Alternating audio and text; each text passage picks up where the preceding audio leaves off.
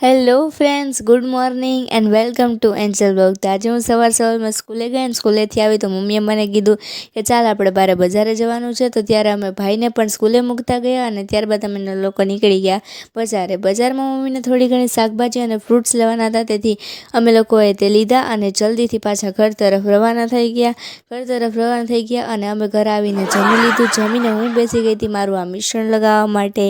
આનો ફાયદો મેં આના પહેલાંના વ્લોગમાં કીધો જ હતો અને સાથે સાથે મેં સુરત દાદાનું વિટામિન ડી પણ મેળવી લીધું હતું.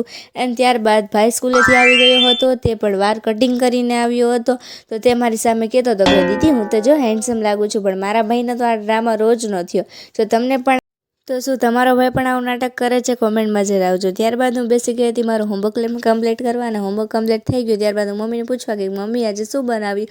તો મમ્મીએ તો આજે બનાવ્યા હતા બધાના ફેવરેટ ઢોસા. મને અને મારા ફેમિલીને તો ઢોસા બહુ જ ભાવે છે. જો તમને પણ ઢોસા ભાવતા હોય તો કોમેન્ટમાં જરૂર જણાવજો. મારા મમ્મીએ ઢોસા અને ત્યારબાદ ભાઈ તો તેના ઢોસા ખાવા પણ બેસી ગયો હતો અને તેને તો ઢોસા બહુ જ ભાવ્યા હતા. અને ત્યારબાદ મેં ઢોસાનો ઓર્ડર પહોંચાડ્યો, એટલે કે એકથી એક ઢોસો મંગાવતા જતા તે લોકો તો. ત્યારબાદ બાએ પણ ઢોસા ખાઈ લીધા અને હું તો ઊભી ઢોસા એન્જોય કરતી હતી, જેમ કે લાઈવ ઢોસા હું તો ખાતી હતી.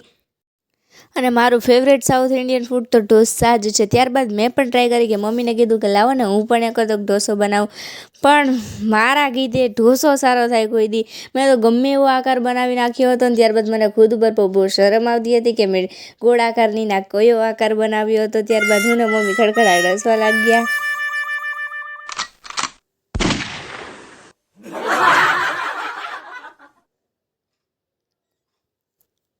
અને ત્યારબાદ ઢોસા બધા રેડી કરીને હું ને મમ્મી પણ છેલ્લે લાસ્ટમાં ઢોસા ખાવા બેસી ગયા હતા. જો તમને મારો આજનો વ્લોગ ગમ્યો હોય તો મારી ચેનલ લાઈક શેર સબસ્ક્રાઈબ જરૂર કરજો. Bye bye.